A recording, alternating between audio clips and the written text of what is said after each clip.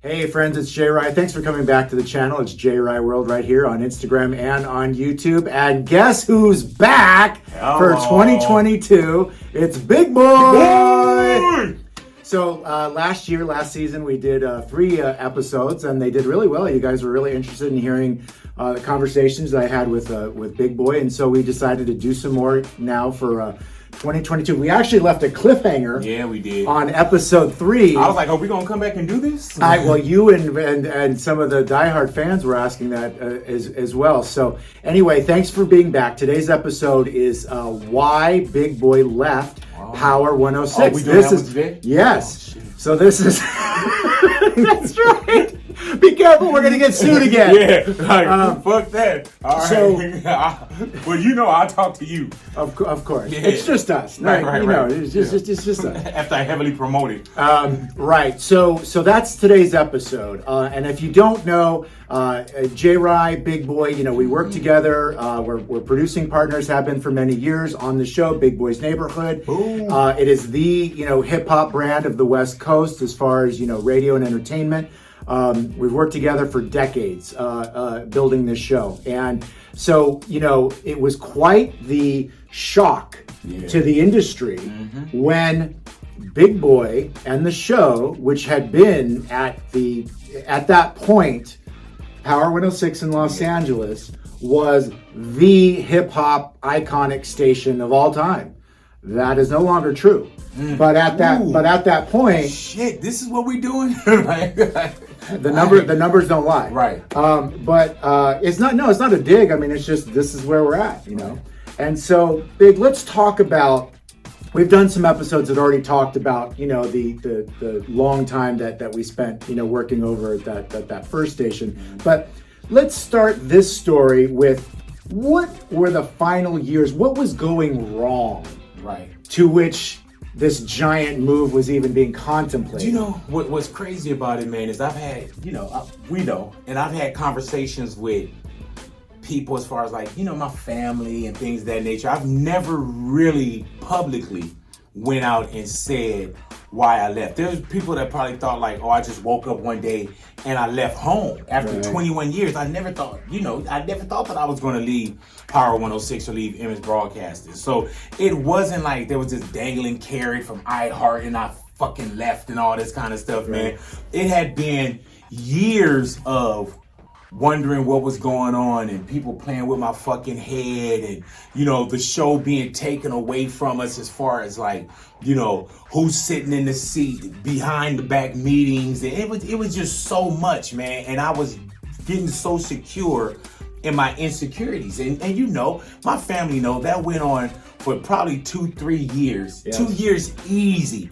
And to the point where I was working and I'm happy, but it wasn't what it was. Right. You know what I'm saying? Even to the point where I would go home and my wife would tell me, baby, if you're feeling like this, quit. Now, whose wife tells them to quit? Right. Usually, you get somebody, and I told her, I said, baby, I can't quit because we have this bill, we have our kids, I take care of other family members, there's responsibilities.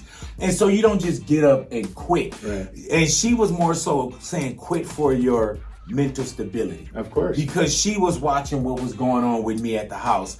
And usually someone would say, pull up your fucking boots and do this and put on, and I would just, I wasn't miserable. She was seeing that this wasn't I'm having a bad week. Right. This was way past that. It was much longer than what people thought, and it was much deeper because, I love Ennis. I love Power. I love Rick Cummings that hired me. Right. We built something for 21 years that was untouchable. Absolutely. And I felt like I was going to leave Power 106 and I was going to put my jersey in the Raptors, or is that what it's called? The Raptors, absolutely. Yeah. And I was going to be there. I was never going to leave, And it got to a point, bro, where they start playing with me, and it got, usually, as far as business, deal wise, I would be in a deal and then we'd work on the next deal. They waited me out. You know, I had already, for those that don't know, it wasn't about the money because I already taken a 50% pay cut, right, just for the station. Let's expand on that for a quick sec, because I think that, you know, if people followed the story, it was a big deal. It was on TMZ. It was a really huge deal that they put in the paper. That they put in the paper like a crying ex-girlfriend. Right.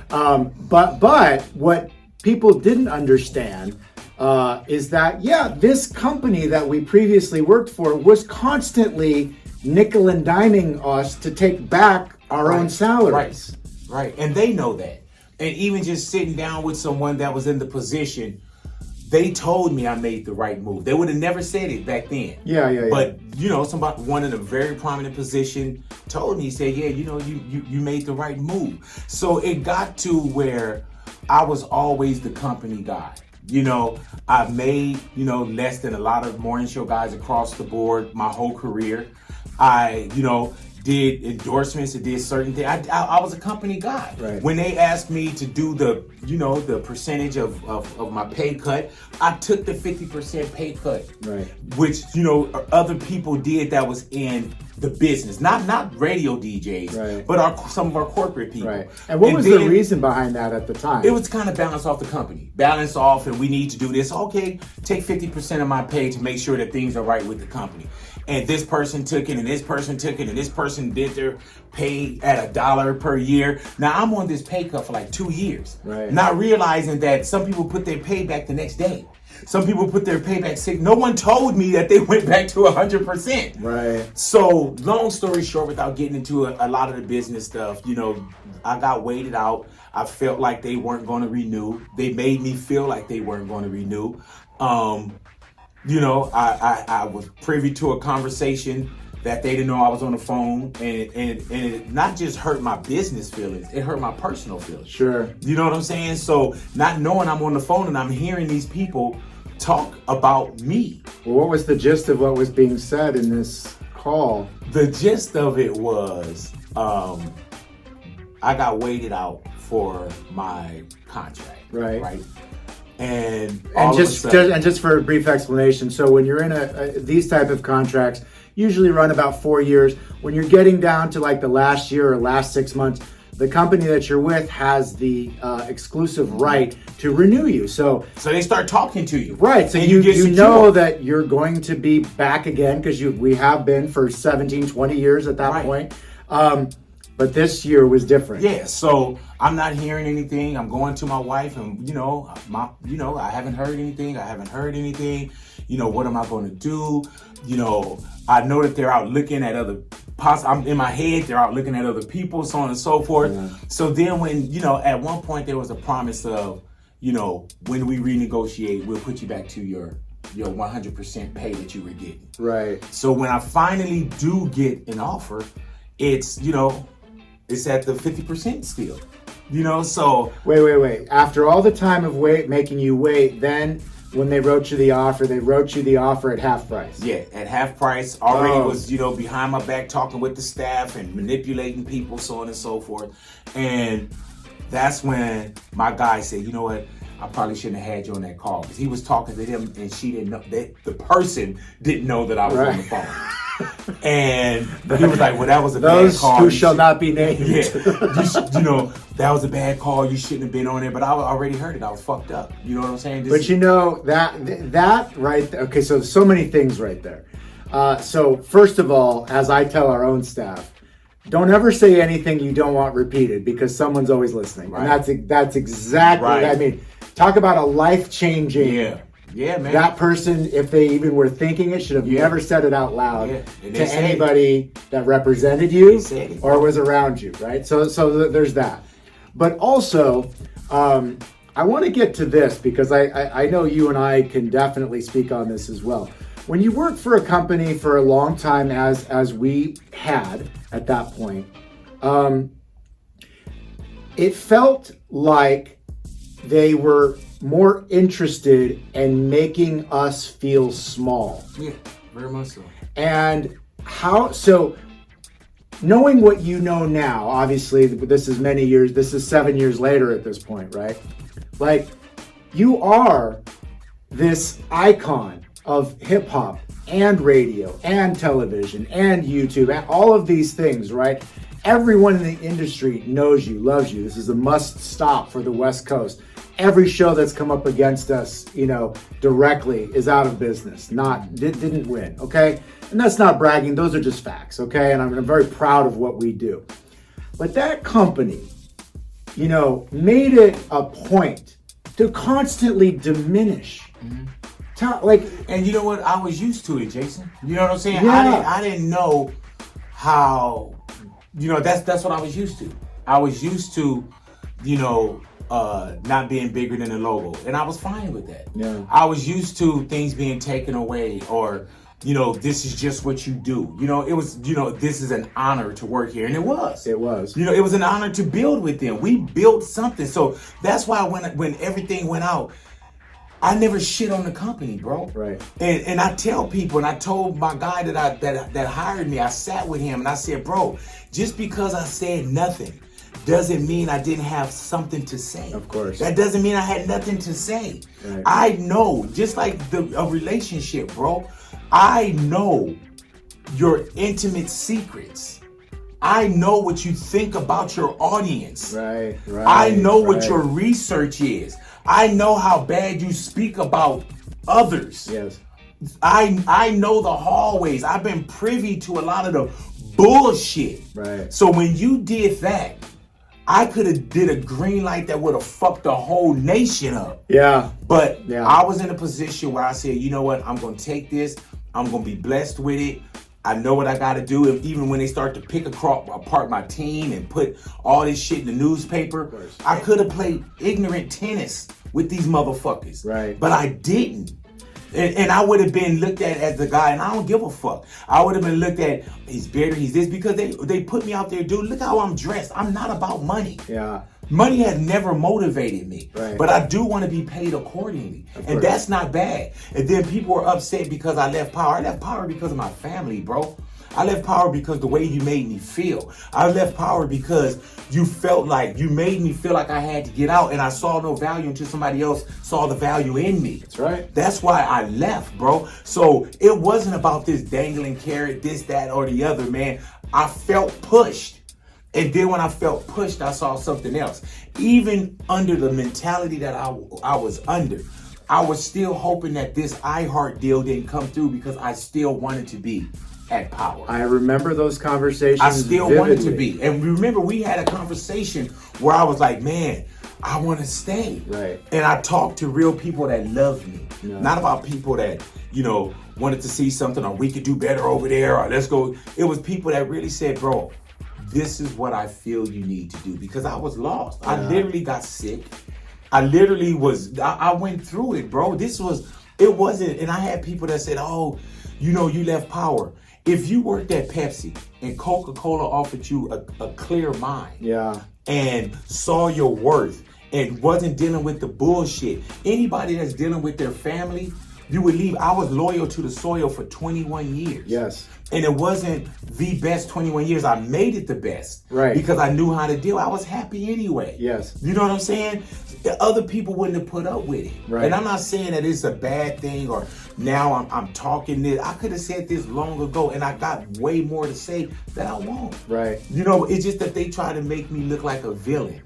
They did. They did the things, bro, that they knew. For one, they put me out there with real name, real this, release what they thought was the deal they were putting in. People think I got a fucking plane. Right. All this so shit. ridiculous. And they were trying to assassassinate your character. And they played press. dirty, bro. And here's what was wild about that. So, okay, I don't want to interrupt your flow, right. but you said it, but yeah, knowing your worth. This is one of the real giant reasons why I wanted to get this story from you, because I feel that I know a lot of people who are not treated well where they work, even when they're exceptional. Right. So it's like, yes, if you're freaking great, respectfully, but know your worth, push for your worth, because it happens to Big Boy. Of course it's going to happen to, people who are, watching right. as well.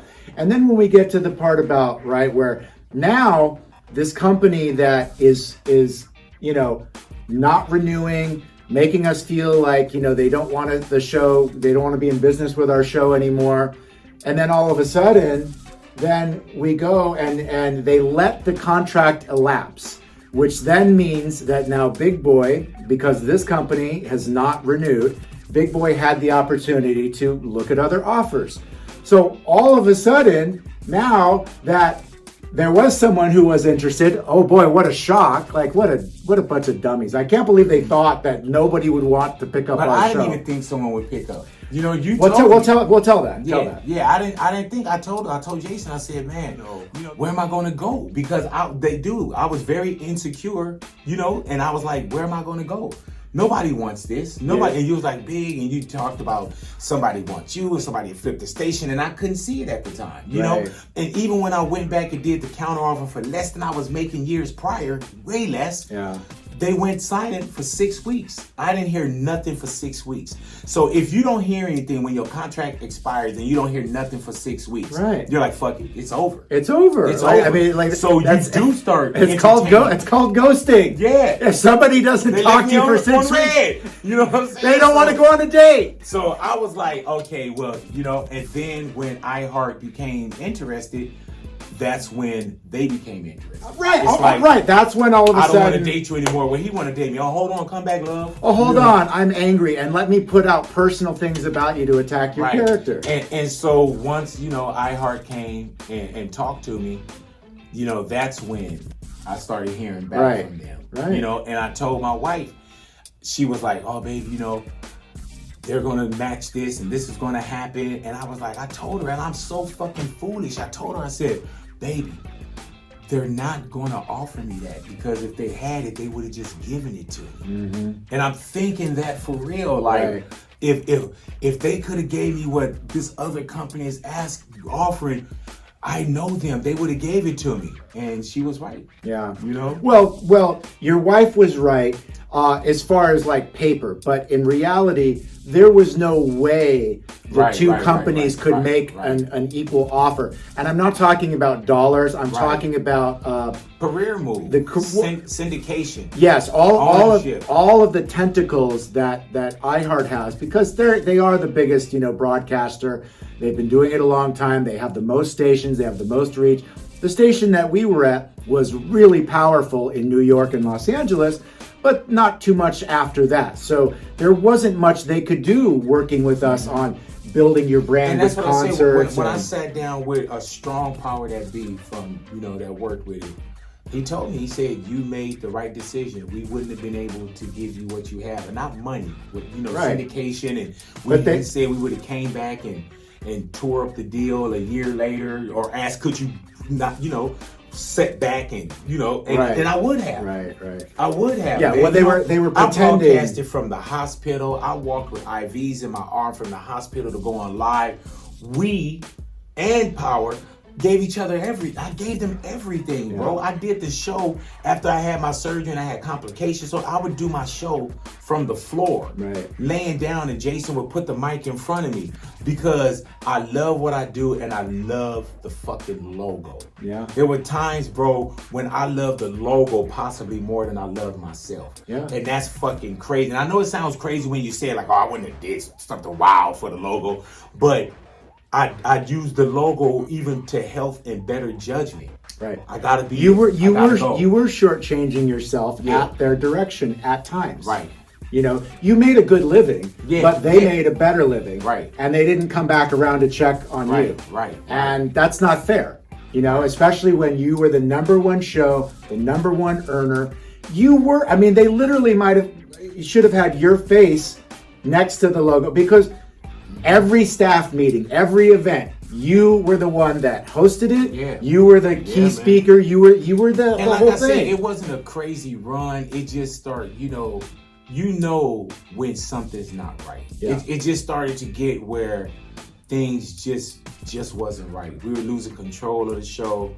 We were being kept out of meetings now. Yeah. They were trying to make personnel changes and things without even talking to us. And then they started putting people behind each other's backs. Yes. Bringing this person in to talk shit about this person, and this is what should be, and and then remember they had these like these like random anonymous things where you could rate people, and it just started to get it just started to get a little different, man. And I rolled with it, and at some point you had to figure, like, man, how much of me am I giving to this? Yes. You know what I'm saying? And you got to make a better decision for you, your family, and your sanity. You know, it really bothered me, bro. And you tried to stay so-called loyal. Yes. And then you always talked about this family. That's the whole thing I heard in my career. That's the one thing I said was family, family, family. And then when shit is not right and you feeling a certain way, your family don't want to talk to you. Right. And then as you reaching out for your family this, then your family starts devaluing you, and then your family just stop talking to you one day, and then when you make a decision that's right for your family, as in your Alexander family, now your work family do the most craziest shit to you. Because you turn your back on them. Yeah, and here I am, still this guy. This the most I've talked about it, Jason. Yeah. In a public forum, you know. This the most I've talked about it, you know, because I won't say certain things. Yes. I won't. Yeah. You know what I'm saying? We're still hitting the thumbnail. Yeah. But yeah, there's so much. I probably won't. Yeah. I probably may never say it. Yeah. Well, that's okay too. I mean, even what so unless y'all say something. It was really dirty. I mean, you get the understanding. We could go into the absolute minutia. And not as interesting. You guys get the point. Where were you when TMZ broke the news, or where did you first see the headline that you were being sued by the old company? Man, I was at home, and literally, I put my phone on my nightstand, and I went and I took a shower. It was something, either took a shower or shaved or some shit, right? And I came back and just sat on the bed and grabbed my phone, and I see all these fucking messages. All these like fucking text messages, voice messages. I'm seeing like fucking TMZ on my screen, as in calling, and you know. And so I'm like, what the fuck? So I open up, and as soon as I go to this one shit, I'm like, what the fuck? Right. And so now I'm reading this shit that's just so fucking sideways from people that you love. Right. You know, like putting deal points out there, which I would have never, in 21 years of all the contracts, I never put up a deal and publicly said, man, look at this, look at this, never. Right. So they put up all the so-called the compensation, which was bullshit. I have an airplane and all this shit. You know what I'm saying? That they put up. And so everybody was calling me with TMZ, personal friends, this, that, and the other. But every outlet was like, what do you want to say back? Right. And I'm sitting here looking at it. And the first thing you want to do is you want to fucking explode. Of course. Because they knew me well enough I always protected my name. First and last name, Kurt Alexander. I don't even go by that. You know what I'm saying? I always protected my name. I always protected my image. And I never talked about salary, money. I was fucking homeless. You know what I'm saying? Money is not shit. So I was we were homeless, 8 of us. I'm a real person. So for you to put that out there, man, not only did you do that, you put my fucking family in danger, bro. Right. You know what I'm saying? Because you got people thinking that I got an airplane and I'm doing this and I'm doing that, and you trying to separate me from my listeners. Yes. You trying to make it look like I left the company because of money. I make this kind of money, so on and so forth. So you putting in their heads like, man, fuck Big Boy. Right. And they did that on purpose. And when I sat with someone, they told me it was done meticulously. Right. It was done on purpose. Yeah. And they did it. You know, and it took years for some people to even come back and say, oh man, yeah, I understand now. But I would tell people, that's why I never went on Twitter. I never went on TMZ and said anything. Right. I just say, you know what, let go, let God. Why am I going to argue when I'm trying to build something else? You know what I'm saying? I'm hurt by the way that you reacted, but I'm not hurt by putting something, you're hurt because I made a decision Right. that you pushed me to. Right. So your hurt comes from anger. Yeah. I'm hurt because, dude, I can't believe that I never thought that you would do this. Yeah. And you did it. So even to this day, Jason, man, it made me bitter when somebody says family. I know my family, but when somebody say in the trenches and family and all that shit, I'm like, you know what I'm saying? Because I'm going to tell you, bro, I've learned, I don't know if and it's not with business and it's not with age, but I learned in life, bro, that never be surprised by man. Never be surprised by man. When I say man, however it is, man, woman, business, whatever it is, never be surprised. And that was a hell of a tuition into the school of experience for me. Okay. So and I know that I hurt them with leaving.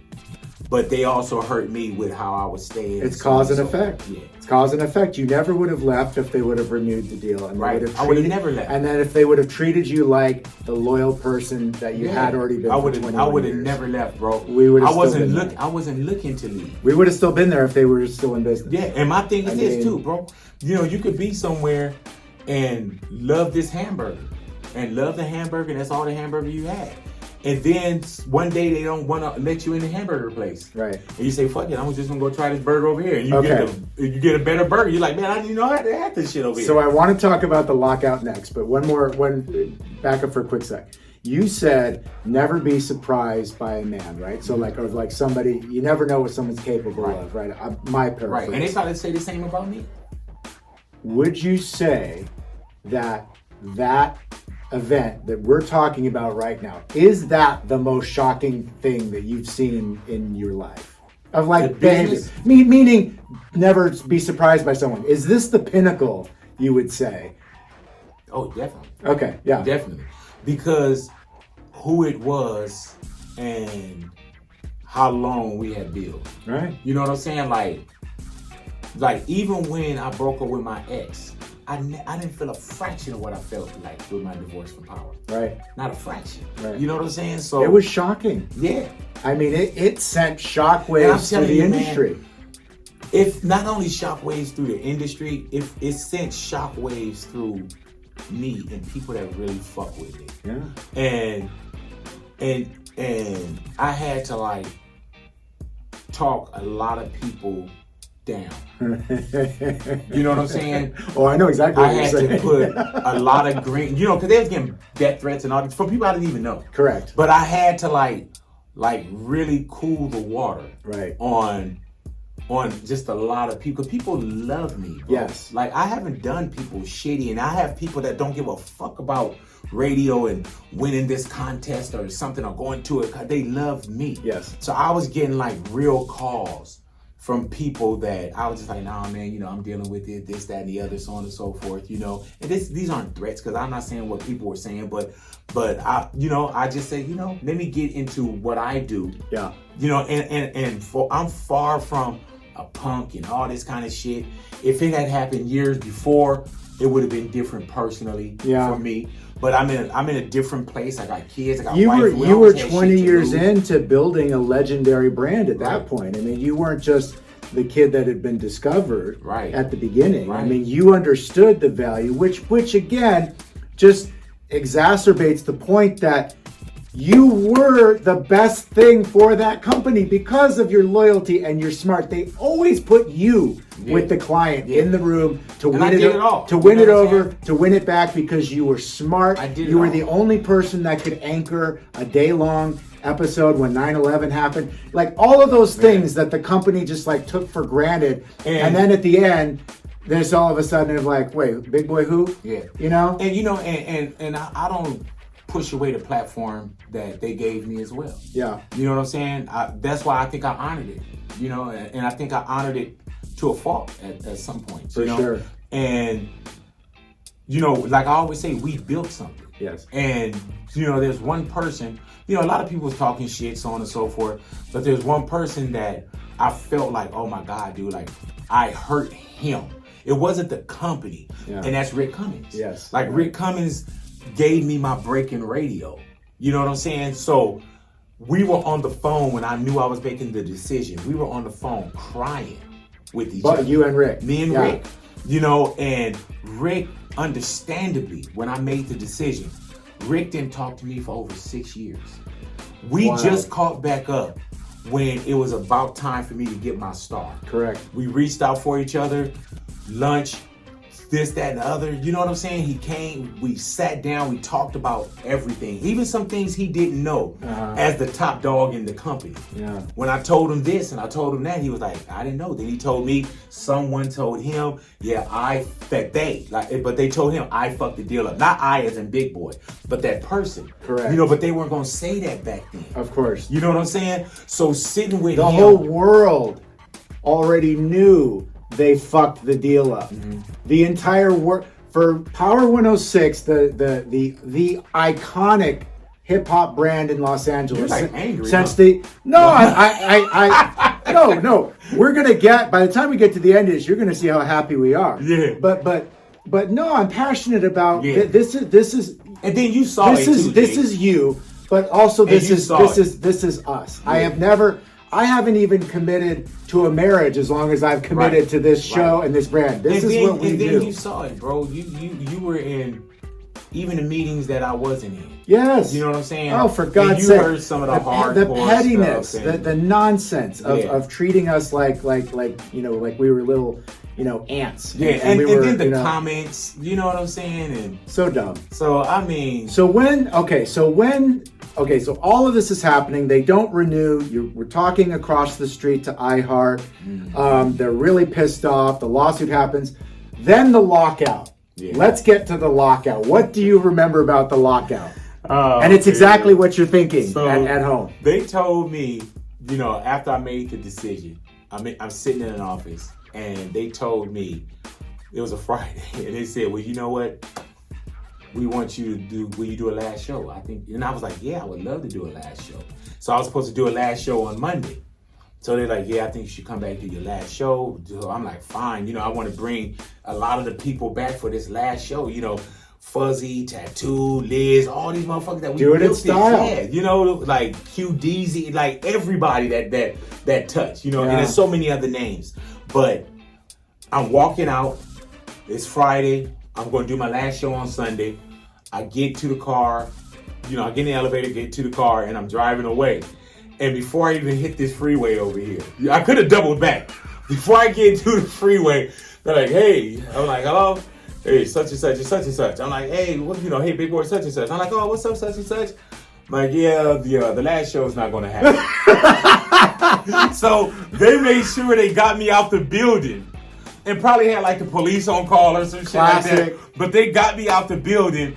And then, bro, I'd never been back in there since that day I left out. They didn't let me come back and get any of my material. Right. They didn't let me come back and get my machines. They didn't let me come back and get a picture off the wall. Right. They totally locked me out. And even to get some of my library to this day with all my phone taps and all my bits and all the hard copy, I still haven't got back. Yeah. I still haven't got back. They let my assistants, as far as like our interns, go in and now and grab a couple things that she can put into a box. Right.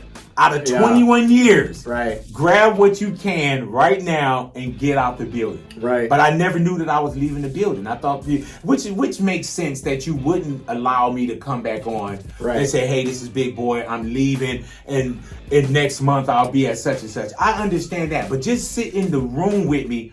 And when we thought we were done, be done. Right. Don't wait to get me out the building. And at that point, you thought you were still dealing with adults. Yeah, because it seemed like it felt like it was going to be civil. Yeah. And then it became like, for me, it was business. I didn't say nothing. For them, it was personal. They had, like, I had people in meetings that worked there. Yes. That was telling me about the meetings that they were having about me. Absolutely. With actually saying, fuck Big Boy. Right. You know what I'm saying? Like, and I know it. Of course. Fuck Big Boy. And we had better relationships with 90% of the staff than the managers because I did. fucked with the people. We had been there so long. And people were telling me, oh man, this is what they're saying. This is what's going to happen. Right. So I'm sitting here, and I even have one person that called me that heard another meeting that they were having and called me on the phone and said, hey, they next door talking about you. Right. I could have used all that, you know, but I felt like I was mad at the action and the reaction. Of course. But I took it as, okay, you know what, I'm going to move on. I'm going to do this with my family, so on and so forth. They took it personal. Yeah. You know, and I can't fault some grown people for taking something personal, but even the people that took it personal, they took jobs other places. Like, why did you take that job for your family, right? Right. So, being that I'm wrong, even people that's here that talk shit, right, made a move here because of their family. Of course. And because of the same kind of management that we were dealing with. Right. It's just that they had the fucking brainwash too. Yes. And the answer to that question is, why were they upset when you did it and were hypocritical? Because you were the cash cow.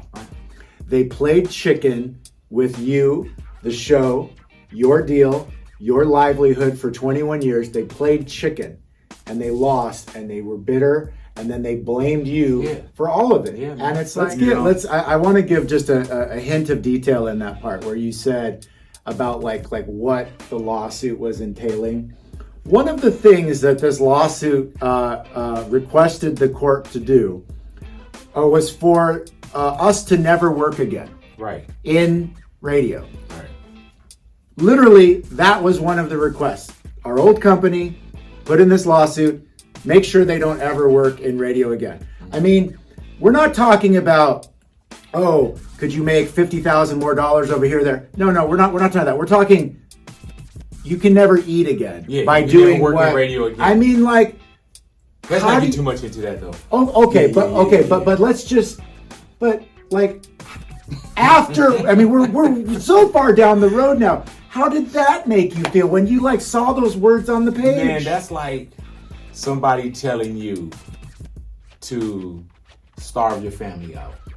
Somebody telling you to not do what you love. Yeah. Somebody telling you to not earn a wage for you. If you can't do it here, you can't do it nowhere. Right. You know, and just to stop, like, dude, radio is something that I do. Yeah. When my mom died, bro, this was my solace. My mom died on a Wednesday. I was back on air Friday, not because I wasn't affected by it, but I needed the people.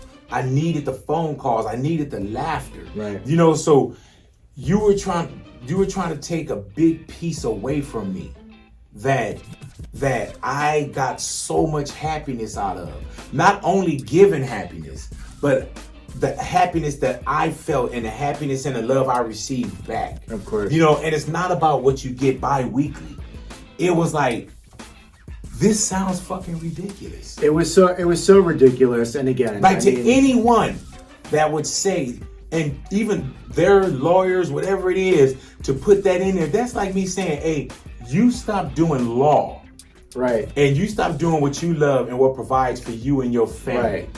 You stop that. You as a general manager, you stop being a general manager. Right. You stop being a program director. You stop being a DJ. Like, that was fucking crazy to me, bro. That and they put so much in there, Jace, that it was like, if we got this is okay. Right. Because they went for everything. Right. You don't own phone taps. You don't own this. You don't own that. And like I said, my hard copies, dude, they still playing games with me about getting my hard copies back. See, this is why I wanted the audience to hear at least a piece of it, because it wasn't our old company made it to be that, you know, as if Big was rich and greedy and shit like that, which was so hurtful and so like not at all accurate.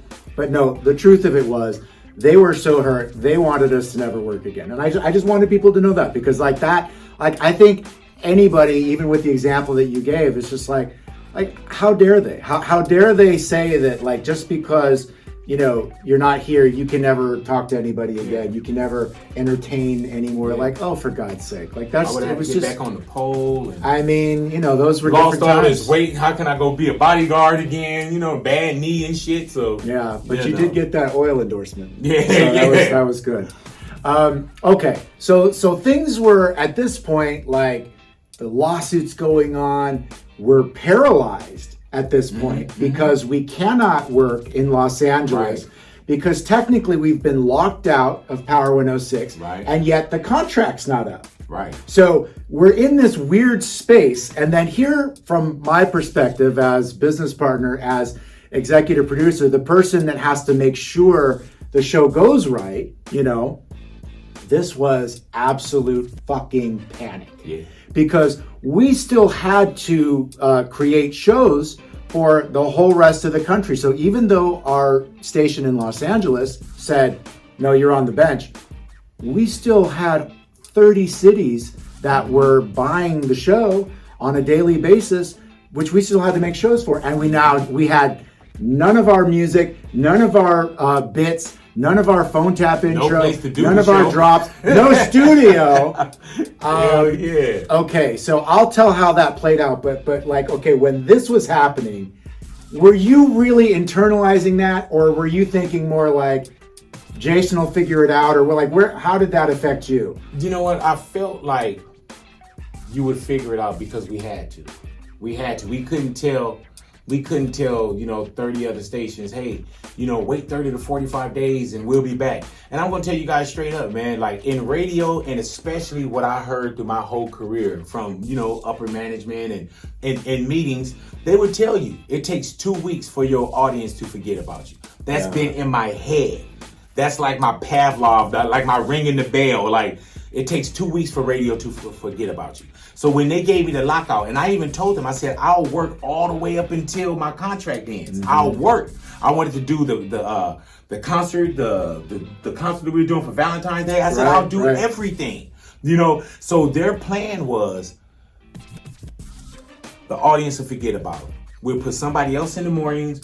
We'll use his phone taps. We'll use his DJ. We'll use the people that were around him that they were able to keep by locking them in a building and offering them such and such. And Big is going somewhere that never worked. So in my head, I know what this 2 week roll is. Yeah. And I'm going to be off for 30 to 45 days if I'm lucky. Right. If I'm lucky.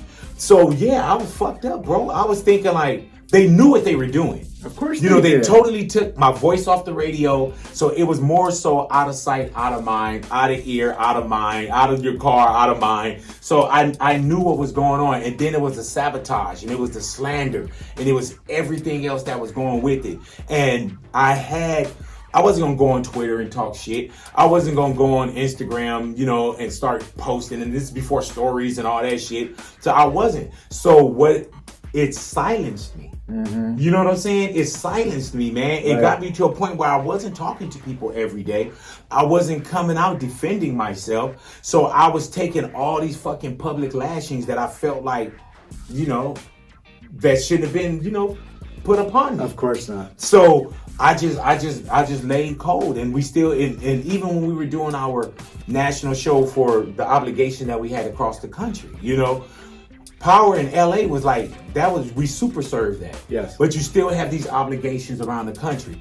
And I remember going in, bro, and sitting in these little rooms with no windows and, and dealing with court and dealing with people talking shit, and then dealing with, your staff that you hired or at some capacity you worked with and thought they were your family as well. Right. Now they're leaving the show. Right. You know what I'm saying? There were some people that didn't have faith when we got locked out. There were some people who decided, we'll take our chances. And you know what? I can understand that. I can understand it too.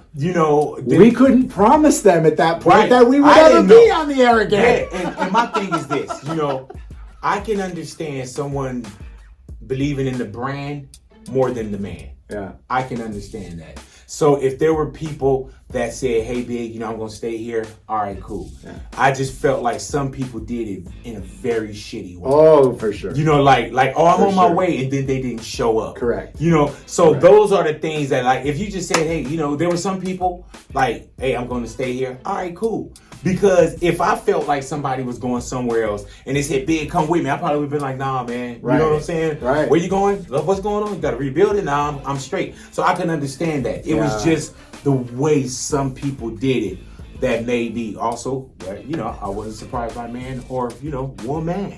Yeah. So the good news in this part of the story is that, there's exceptional news. So, I mean, the good news is that we had no problem finding other people that would give us studio space, give us equipment, give us whatever we needed. Why? Because of Big. Like, we've done business for so long.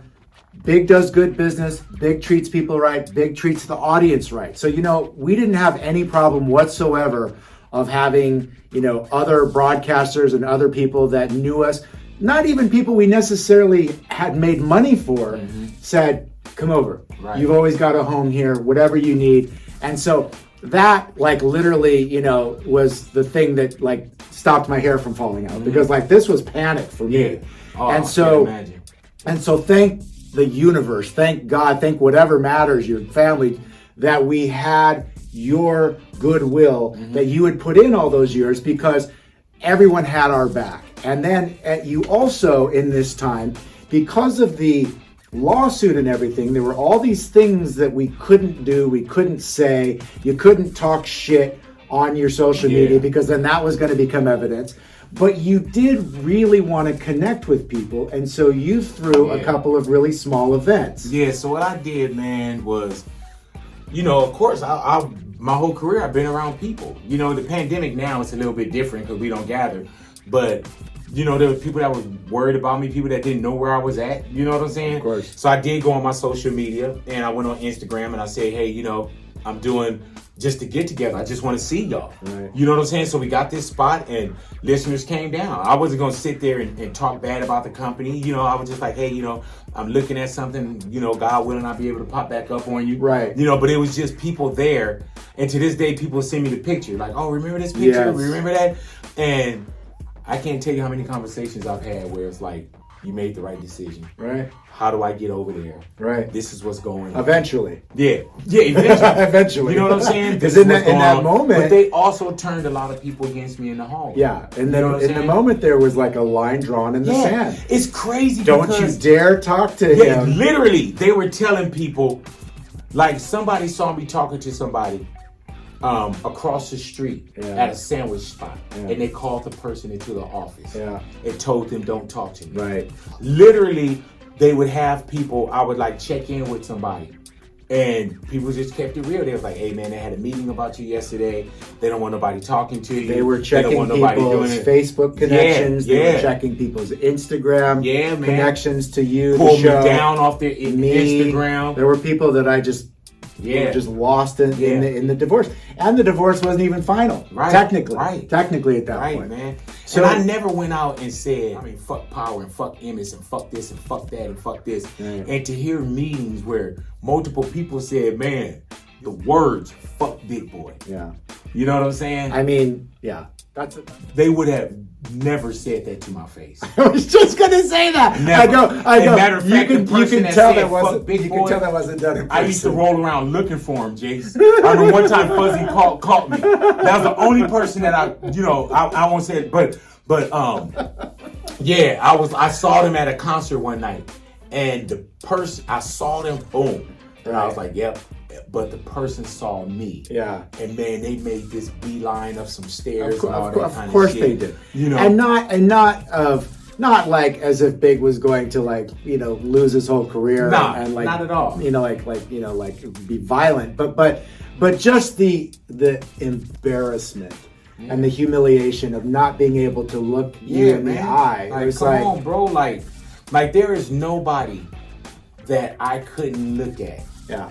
And at the station and feel a certain way, like, oh damn, right. I can't, Well, right, because to this day, there is nothing in our actions of what we did, you primarily, but we as the show, there's nothing that I can't explain or that I am embarrassed about. Right. There's not one thing that we did that was underhanded or that was, dirty. And, so everybody can't say the same thing. Nope. Everybody can't. And they not know at it. all. And I've had conversations, now that the years have passed and, and we, have a decent scar, what I'm saying? Yes. But I've had people that say, yeah, we were out of pocket, or, they made us do this, and now I understand, and to tell you the truth, Jason and people that's watching, but I didn't get on platforms and I didn't go, and this guy and fuck them and this is what they feel about you and like I said, because I said nothing didn't mean I didn't have nothing to say. Right, but it was the class act and it was the right thing to do. And there are some times, Jace, where I was like, man, I wish I would have fucking unleashed the dragon. Yeah. You know what I'm saying? Well, you unleashed the dragon by winning the court case. We're moving the story along. We win the court case, you're able to work, and you and the show get picked up by the biggest broadcaster that there is. Yeah. So you did unleash the dragon. Right. And that was the way I wanted to do it. For optimal success. That was the way I wanted to do it, man, because if I would have came across just bitter and mad and ignorant and this, that, and the other, then you also have another company that's looking at you. Yes, of course. That, that's saying like, man, who do we hire? Or what's going on with this guy? He's a firecracker. He's over there, want to do this and do that. And so I was just like, you know what, man, let me just focus on what I do, So it's the beginning of 2022. We've now been at iHeart, for 7 years. And how did it feel though, like when, in 2015, when we first came, here, how did it feel different? Of how, like, any of that? It was a lot, because you got to think, man, I took the elevator to the 8th floor for 21 years. Yeah. I've never worked in radio before where I didn't move across the country and knew other stations and other this and other logos and all that kind of shit. So it was crazy just taking the elevator here and not knowing people in the hallway and being in a new building.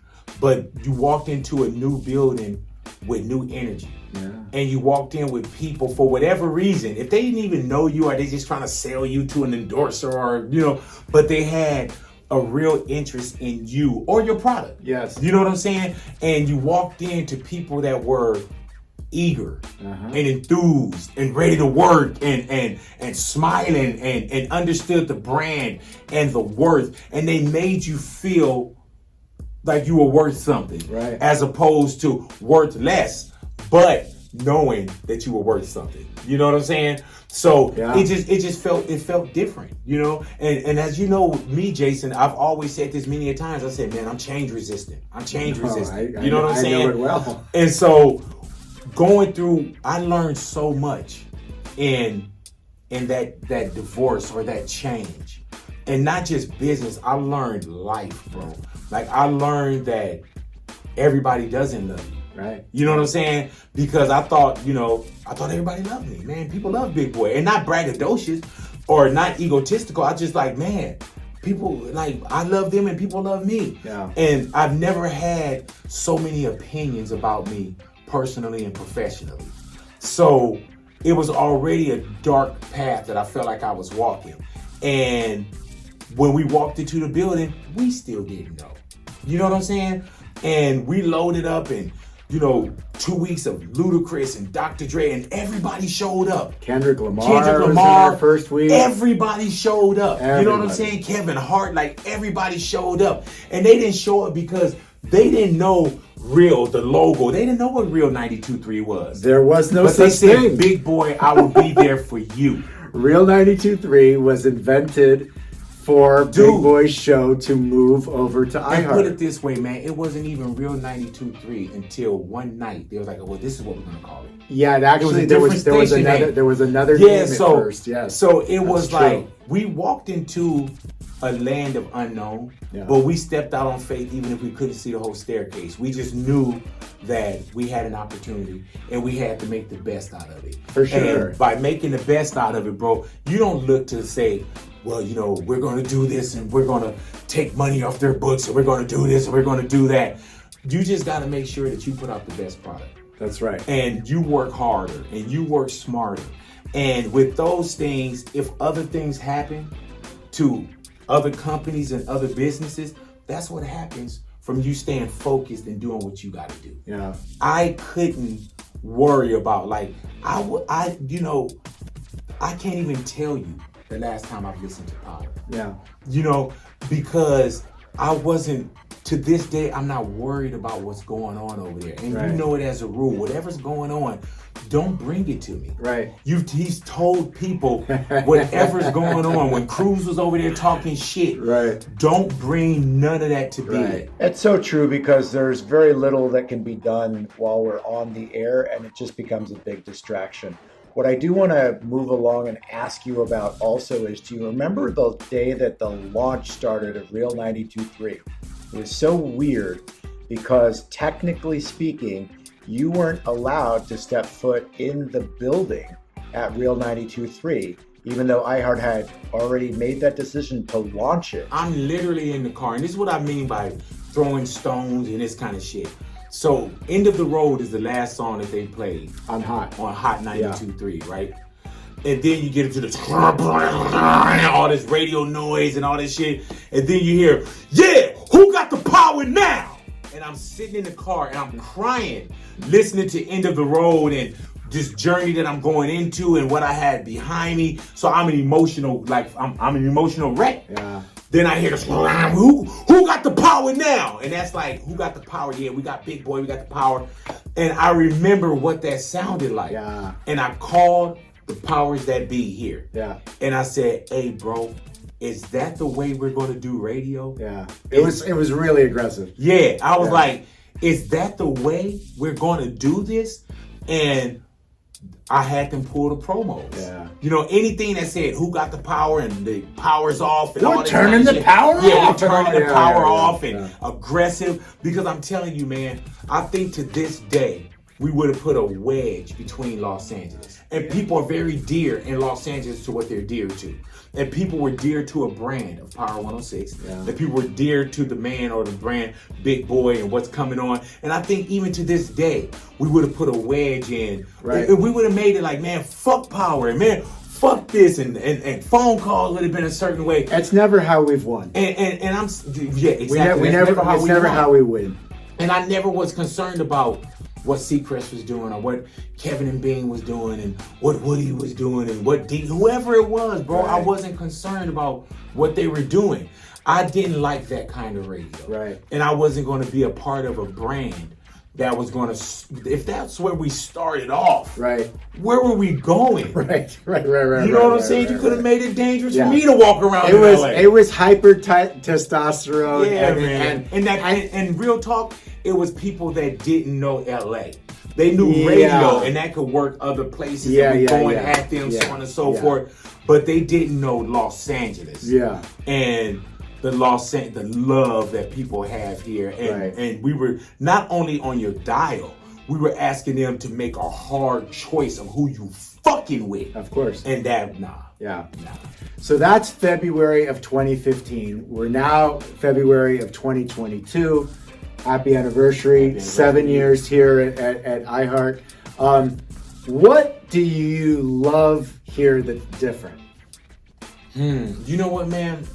And not for my whole time, but what I love here that's different now, and when I say different, I mean more of what it felt like towards the end of our run. Yeah. That, you know, I feel like people listen to you. And I feel like... Meaning management. And people have a voice here, you know, and I always had a voice, and I had the biggest voice over at Power. Sure. You know what I'm saying? And I had the most, you know, I mean, it was beautiful. I ain't gonna bullshit. I'm just talking about what it started to feel like, you know. I love that, you know, there's a company now that can say, oh, well, you know what? We could do this event. We could take this across the country. What other ideas do you have? Oh, we can facilitate it over here. Oh, we have this station. You know, it's just a different, not just feeling in the hallway. Yeah. You know, because the Power hallway was beautiful, bro. Yes. I'm just talking about towards the end. You can have a 20-year marriage. Right. And then divorce because of the last year. All right. You know what I'm saying? You could have 20 years of greatness, and then when you get slapped in the face, it's over. Yeah. I mean, it's just that simple. And so it's more so, man, where, you know, are there other things where, it's a big company, like, oh, it's big. Yeah. You know, you got to get this clear. You know, at Power, we just be like, oh, fuck it, we're going to do this tomorrow. Yeah. You know, and now there's a few more, you know, hoops that you got to jump through because, you know, it's a bigger company. But just being able to come in here turn on the mic, the relationship that we have with Doc.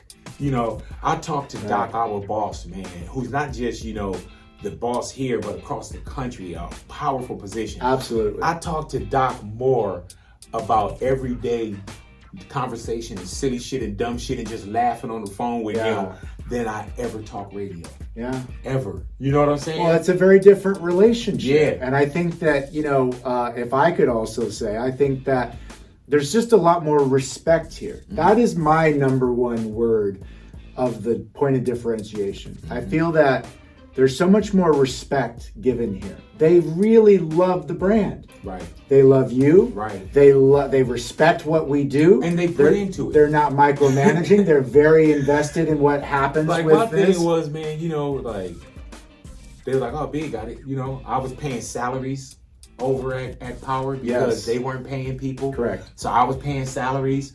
Anytime there was shirts or anything to be made, I was making the shirts, I was making the jackets, right. I was doing the bonuses. You know what I'm saying? And then it got to a point where they was just like, oh, Big do it. Yeah. Big do it. You know what I'm saying? Big got it. There's a there's a phrase, and I'm not going to say it right, but you know, there's a phrase about like, you know, the stronger your circle is, the stronger you'll be, right?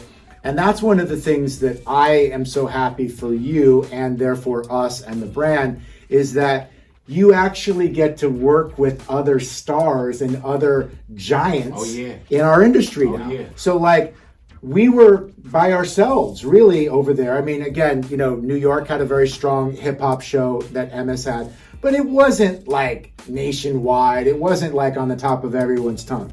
Now that we're at iHeart, you're on a first name basis with Seacrest, with L&K, with Woody, with Elvis Duran, with Charlemagne, with like, there are and excuse me, that's the list doesn't end there, but like legends, and you're treated with respect. It's a hell of a, you know, it's a hell of a team to be on. Yeah, you know what I'm saying? Bobby Bones, of course, the Breakfast Club. Yeah, you know, but it's crazy, and I think joining here, they knew how to treat you and how to make you feel. Yes, because I came in, bro, like, you know, like even my wife would just say, baby, ask for it. Say this. No, like, you know, people say, "Oh, big boy, big boy, big boy," but sometimes I don't know the so-called power. Yeah, you know what I'm saying?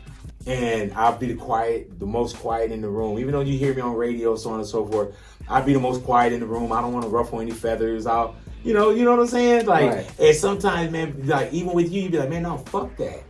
You know what I'm saying? Like, I would never say such a thing. No, you what have. Are you talking about? At the right times. Yeah, show the footage. Yeah, at the right times you said fuck that, man. You know, so yeah, it's just, you know, like, you know, I'm just here, bro, and I'm gonna continue to do what we do best, you know, and there's so many other things that's coming.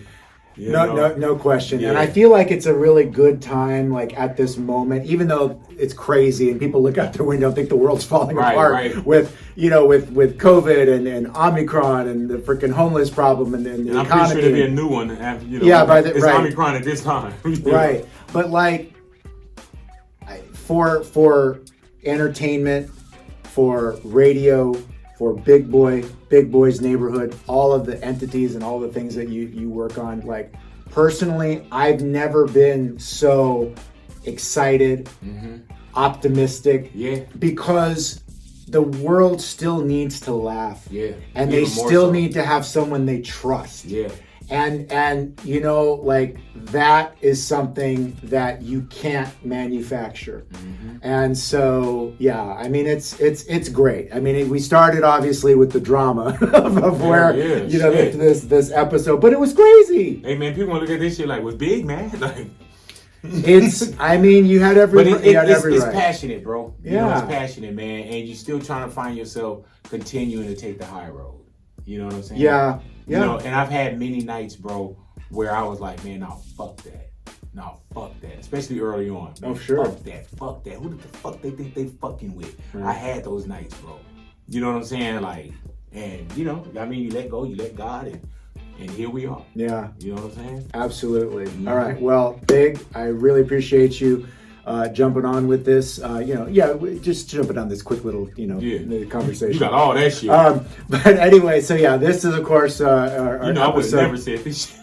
All Big Boy, episode 4, why he left Power 106. So yeah, thank you guys so much for watching. Is there episode 5? I'm scared. There is an episode 5 okay. and an episode 6. We'll get to those later, but I won't put a hard tease on those. Right. Because people held to 2 weeks. Where's episode 4? Oh yeah. We gave you episode 4, and if you have any questions, comments, things we didn't cover, or things Keep it to yourself. put it in the comments. My bad. Yeah, put it in the comments. Join the conversation. Anyway, that's what it's about. We're here to. The biggest point of all of this is know your worth. Stand up for yourself. Don't let people fucking bully you. Know your worth, man. Don't let people fucking bully you. Know your worth. Yeah. If you learned anything today, know your worth. Absolutely. You know what I'm saying? The people that counted you out don't know how to count. Yeah, exactly. Thanks for watching. We'll see you next time. Bye, guys. Fuck Are you, you man. gonna play all that for me? No,